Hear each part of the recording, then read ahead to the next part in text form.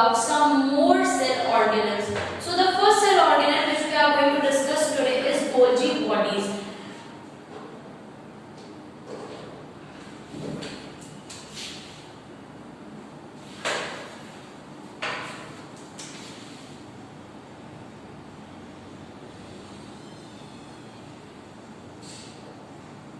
Golgi bodies. So Golgi bodies are also known as Golgi complex or dictyosomes. It is discovered by an Italian neurologist whose name is Camillo Golgi, and on his name only this structure got its name and known as Golgi complex or Golgi bodies. Now Golgi bodies are also made up of three membranous components similar to endoplasmic reticulum. These components are cisternae, tubules and vesicles, and only vesicles.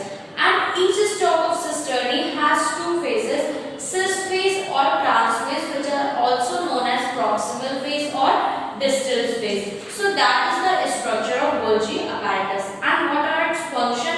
How is it helpful for the cell? So it helps in secretion like polysaccharides, monosaccharides, etc. have found in cavities of dictyosome. And many enzymes, nucleoside, phosphates, thymine have been reported in dictyosome. So all these things are secreted in because of the Golgi bodies. That is why Golgi bodies found in large number in secretory cells or the cells which help in the process of secretion. All those cells are formed by the Golgi apparatus. After that, it is also helpful in cell plate formation.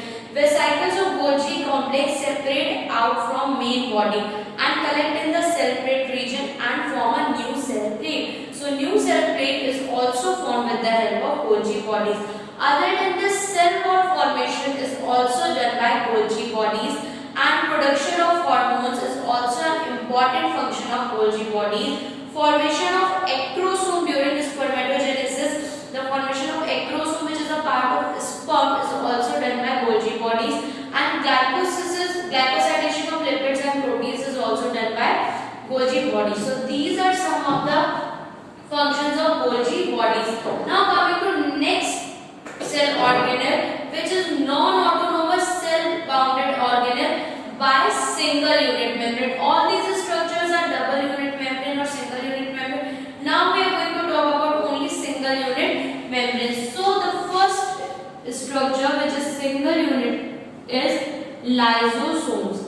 Lysosomes, which are also known as digestive bags or societal bags of the cell. So lysosomes, the word lyso means digestive and word soma means body. So these structures are discovered by Christian D. Joule. It is a scientist who discovered lysosome in 1955, and for this he got Nobel Prize in 1974. These are spherical bodies of about 0.25 to 0.5 mu in diameter and surrounded by single unit membrane, and they contain hydrolytic enzymes which are active as an acidic pH. So these lysosomes are resistant to the enzyme, and it protects the rest of the cell from destructive effect of the enzyme. So lysosomes are basically of four types. Number first, primary lysozyme, secondary, residual, and autophagic. These are some of the types of lysozyme. The primary lysozyme act as storage granules, and secondary lysozyme is digestive vacuole. It helps in the process of digestion in the cell. And residual bodies are formed if the digestion is incomplete, then these bodies of lysosomes are formed. And autophagic vacuoles mean when a lysosome engulfs a part of the cell, then autophage vacuole is formed. And lysosome is also known as societal bags, as I told you. But why? When due to any reason these enzymes are released in the cell, they used to destroy the cell, and therefore they used to destroy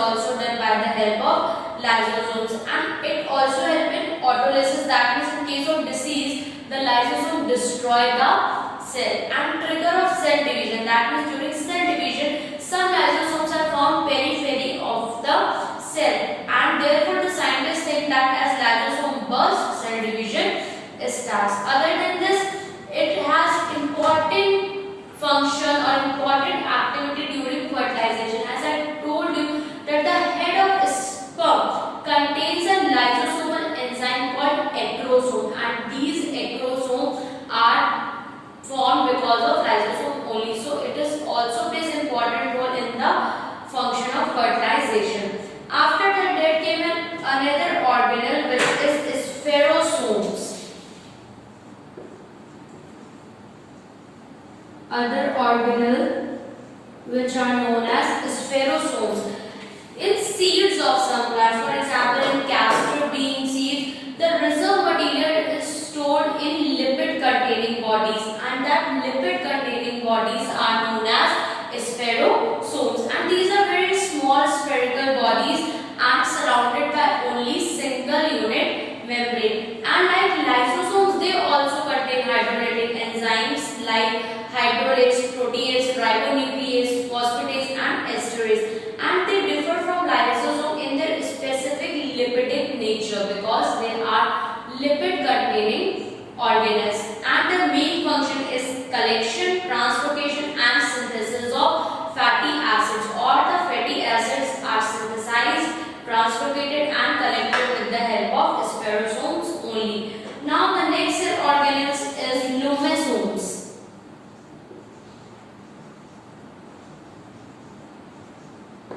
Lomesomes, now coming to this, they are vascular and membranous structure, and they are present between cell wall and plasmalemma, and they are mainly found in fungi, and this word is termed by Morey and McAleer, which are the scientists who gave them this name, and they are not so important for the cell, but they are present, and their definite function is still not known, but most probably they help in cell wall elaboration. The cell wall elaboration is done because of the lomesomes. Other than this, there is no specific function still discovered of lomesomes. Now coming to next, which are microbodies. Several microbodies are also present inside the cell.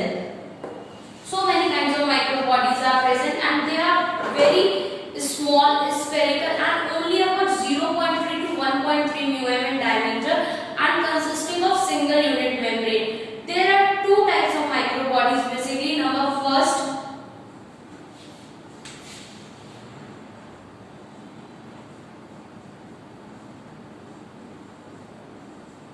Number first microbody which we are going to discuss today is peroxisomes, and these are discovered by Tolbert, and these are small spherical bodies and surrounded by single unit membrane, as you know, and they are found in all eukaryotic cells, and they resemble lysosome in being filled by enzymes. However, peroxisome enzymes are oxidative, of which catalase is most characteristic. So these are just similar to lysosome but different in some specific characters, and the function of peroxisome is that the catalase enzyme of peroxisome convert the hydrogen peroxide into harmless water and oxygen, and they also break down other toxic molecules, and with liver and kidney cells breakdown they detoxify about half the alcohol, and in plants they participate in photorespiration. They contain enzymes which participate in oxidation, and the enzyme luciferase which is present in them generates the light emitted by fireflies. This is the most important function of peroxisome enzyme,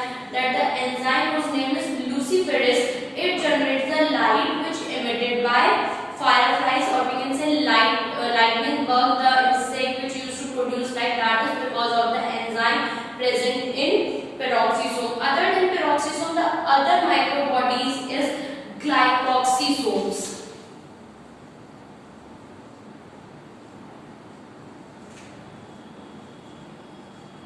Glycoxysomes. So they are also very small spherical bodies surrounded by single unit membrane, and they are discovered by beavers, and they have not been reported in animal cells. They are present only in plant cells, and the glycosyclate cycle does not occur in animal cells, and therefore the animal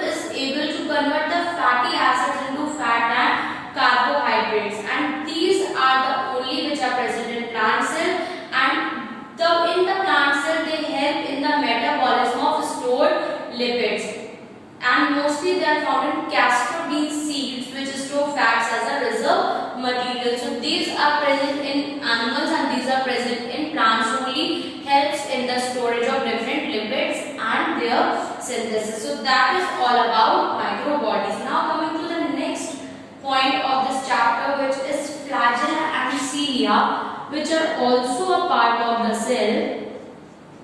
Flagella and cilia. What are these flagella and cilia? Basically, they are helpful for the process of locomotion.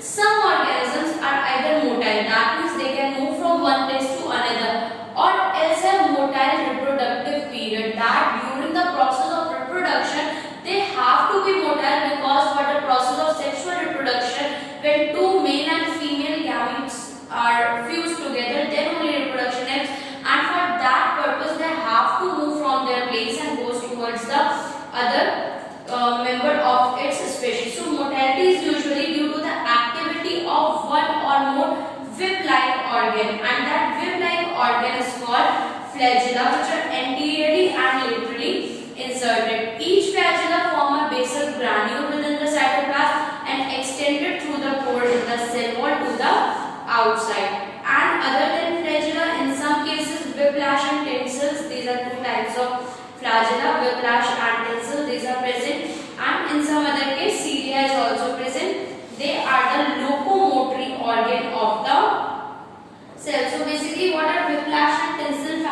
flagella? Whiplash flagella is just like this. This is whiplash. But in case of tinsel flagella, a small hairs are present like this. So that is known as tinsel flagella. So that is all about cilia and flagella. And some other organelles without unit membrane are, the number first is centrosome, which is the cell center. And in animals, in some fungi they are present. And it was introduced by T. Boveri in 1888. And centrioles are a pair of small granules or short rods basically. And they are present in the just the center of the cell, and they are also important part for the cell. Other than this, ribosomes are also present, which contain ribosomal RNA, and many ribosomal proteins are also present in ribosome. There are two types of ribosomes.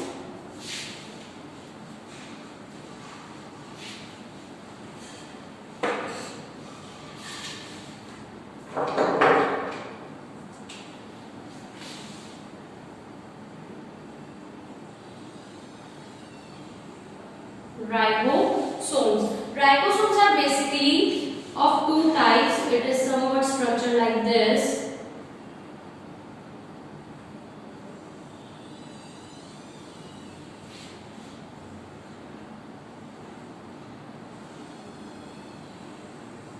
It is of 70S type, and the second one is of 80S type. So in the 70S type of ribosome, the two subunits are present, which are, the first subunit is of 30S and the second one is of 50S.